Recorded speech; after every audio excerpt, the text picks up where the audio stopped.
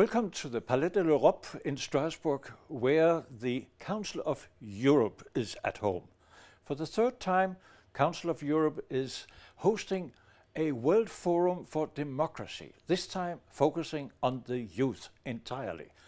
And what is better than to have elderly person telling the youth what it's all about? So they did with Professor Jeremy RIFKIN, who came and talked, and Jim Gibbons, a good old friend and a good old colleague, because we're both senior European correspondents. Emphasis on the senior, Peter, I'm afraid, yes. We have both interviewed him. This time you interviewed him here. What did you get out of this personality? He's a very, very interesting man, and he has a fairly utopian vision of the future. I'm not entirely sure I'm convinced. I think in many ways the principles, the signs he can see, the direction that the world is going are right. But I think he has too much faith, if you like, I hate to say it, too much faith in the basic goodness of human nature. And I think there are an awful lot of people in this world, sadly, not necessarily a majority, but there are an awful lot of people in this world who are not very nice. And they will find a way to corrupt this and turn it to their own ends. And I can see this utopian future turning into a dystopian future unless we're very careful. Oh my goodness, because I believe he is one of the best analysts, perhaps even the most influential analyst of the world. Yes, he may well be. I think that's probably very true.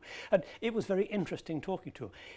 I think he may be right. I think his idea that all of this will come to pass by 2050 is very optimistic. I won't see that anyway, because I'll be 102 by then. So that's me out of the question. But I can see yes, this idea of three things coming together: the communications revolution, the transport revolution, the energy revolution, all coming together. We're all going to be generating our own electricity. Well, will we? Will we really? Those people who live in high-rise apartment blocks, are they going to be able to put solar panels on their roof? It's not their roof. Are they going to be able to put windmills in their garden? They don't have gardens. Yeah, I can't see that happening quite as easily. I've seen the sorts of vast blocks of housing that exist in inner cities. So have you. And I just can't see it that people will start to generate their own electricity and share it for free. People don't. I think he had a point in saying that the youth of today simply not accept the way we have handled the world. No, he's absolutely right. He said that the reason that I couldn't see it was because I was old. Well, as he is, of course, he made the point that we both are. And that may well be true. The youth of today obviously are important, and they have been underrepresented and under-considered. When the referendum was held in Scotland for independence, 90% of 16 to 18-year-olds registered to vote. Now, there's no record of whether they actually used the vote, but the turnout was 84.15%, I believe. That compares with, for instance, for the last presidential election in the United States, 61%, only about 34% in Britain for the European elections, only 13% in Slovakia for the European elections. I mean, for goodness sake, they are enthusiastic. That enthusiasm needs to be tapped. But the thing is, a referendum debate is a one-off thing, and a big thing, well, which you can see yes and no on both sides. An election is which group of grey-suited men, grey-haired, grey-suited men, do you want to run the country? This lot or this lot, and can you spot the difference? But on the other hand, he has a point, in my opinion, saying that the way we should handle those kind of crises between the youth and the elder generation is, for instance, around the election, the way of electing people. They are sitting there, even during his speech, to Twitter and to Facebook, and they are completely focusing on the new media.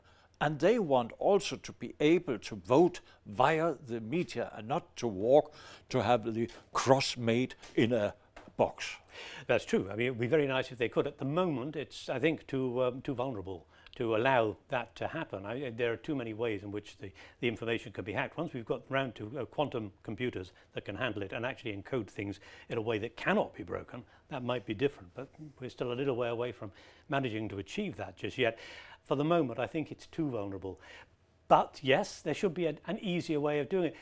A friend who works in PR that I know once suggested that wouldn't it be nice if, for instance, in all the countries that have a lottery, for instance, where you go and buy your ticket, you could actually register your vote there through the machine at the same time while you're buying a ticket. There could even be a lottery prize for somebody who actually votes at some point, just a small one maybe, but it would encourage people to vote. That's not a bad idea. Doing it on the texting device on your smartphone is probably a better way of doing it. But hey, you see young people gather together in a cafe or a bar, and they're all sitting down together, and they're not chatting, they're doing this, talking to other people who aren't there.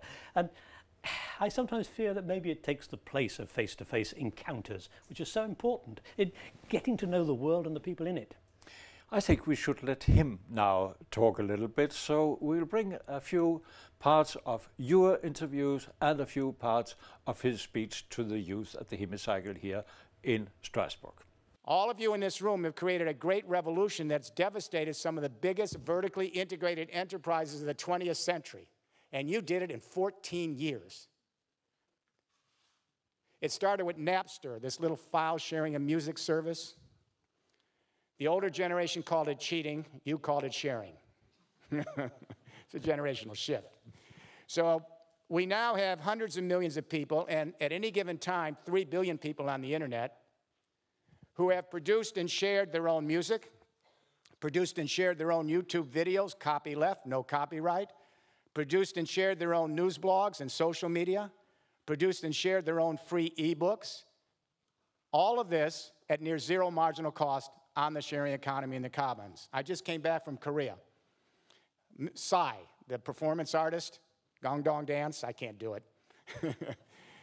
He brought 1 billion people to his website. Cost him nothing to put up the website, and the marginal cost of sending his performance art to one person or 1 billion was near zero. And 1 billion people have made him the most famous person in the world in 2 months.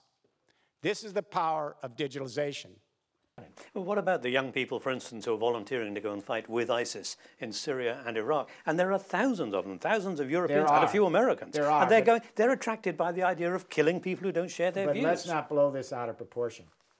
A percentage of each generation literally are sociopathic. There's been a lot of studies on it. We don't know if it's by birth or early parenting or some combination of two, who are sociopathic. And then there are some who are just ideologically bent this way, or they're radicalized. But it's a small percentage of the human race that's rushing over to the Middle East. It isn't hordes and hordes of people like the Crusades crossing borders. Having said that, the reason I'm guardedly hopeful is as I've traveled, I see a younger generation in their teens who have moved from a geopolitical, ideological frame of reference to what I would call biosphere consciousness. A biosphere is a scientific term. It's a sheath from the stratosphere to the oceans. It's 40 miles, where all living creatures interact with the chemistry of the planet to maintain this bizarre thing called life on Earth. We have teenagers coming home, and this is in the developing world too, middle class and the developed world, and they're saying to their parents, why do we use so much water? We're wasting the water. Why is the television on? No one's using that electricity. Why do we have 2 cars? Can't we car share one? Or the one I particularly like, apropos to agriculture, we have lots of young people coming home and asking their parents, where did this piece of beef come from on my plate? Did it come from a rainforest? Did they have to chop down those trees in the Amazon for 2 inches of topsoil for 3 years to graze the cow? And the kids are connecting the dots. They know that those trees harbor rare species of animal and plant life, and if the trees are knocked down, those plant and animal species die off. And they also know if the trees are knocked down, destroyed, to graze the cow from the burger, that the trees can't be a sink to absorb CO2 from industrial climate change, and the temperature of the planet goes up. And the kids connect the dots, and they know if the temperature of the planet goes up, some farmer can't feed her kids because their land is being flooded and then fixed with drought every summer. These kids are learning biosphere consciousness. They're learning ecological footprint. Your generation and mine, we never even, that would have been an alien concept. They are understanding that everything we do has an ecological footprint that affects the well-being of every other human, every other creature, every other ecosystem that we inhabit together, that we are immeasurably enmeshed and embedded in a life support system where there's no escape, no autonomy. Our well-being depends on the well-being of the rest of the biosphere. Your generation of children are going to produce and share your own renewable energy locally. You're going to produce and share your own 3D printed products. You're going to produce and share all sorts of things. Some of it in the market, a lot of it in the sharing economy in the commons at zero marginal cost. Let's look at energy. When I met the chancellor the first time, I laid out this plan, and the first evening she said, I want this for Germany. Germany and Denmark are now moving ahead, and I'll talk about China in a few moments. Germany is now 27% green electricity this afternoon. There'll be 35% solar and wind electricity by 2020. The fixed costs are on an exponential curve, just like computer chips. You know, when I was a kid, to show you how old I'm not even a baby boomer. I'm a World War II guy. When I was a kid, computers cost millions of dollars. There are only a few.